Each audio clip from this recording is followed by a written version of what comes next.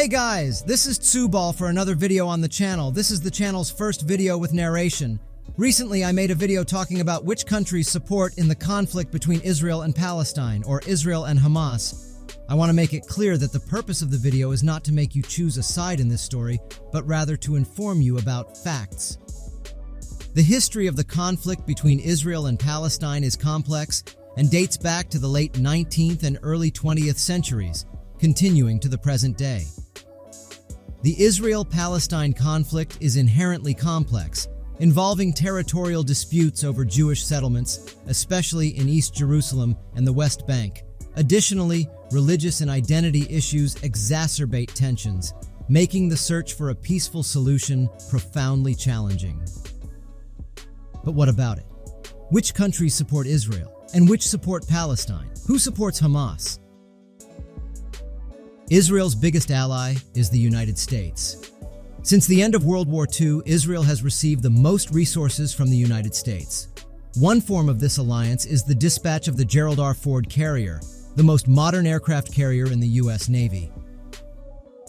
Ukraine, a country at war with Russia, is engaged in an ideological war over the Middle East conflict. The country believes that Israel has every right to defend itself. Aligned with the United States, Ukraine condemned the attacks and considers Hamas a terrorist group. France, Germany, Italy, the United Kingdom, and practically the entire European Union and NATO recognize and support Israel, considering Hamas a terrorist organization. On the other side of the conflict, Palestine's biggest supporter is Iran, which strongly supports Hamas's political practices and backs the group's actions until Jerusalem is liberated.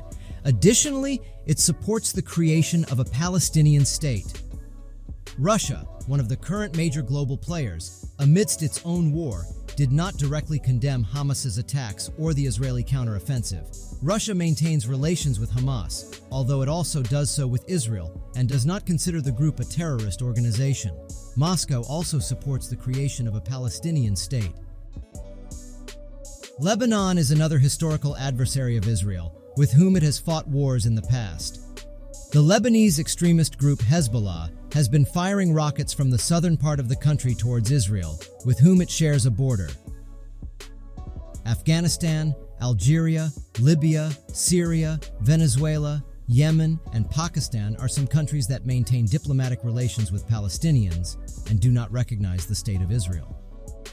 Saudi Arabia recently approached Israel, but the Saudi government has historically been an ally of the Palestinian cause and is believed to continue supporting the Palestinians.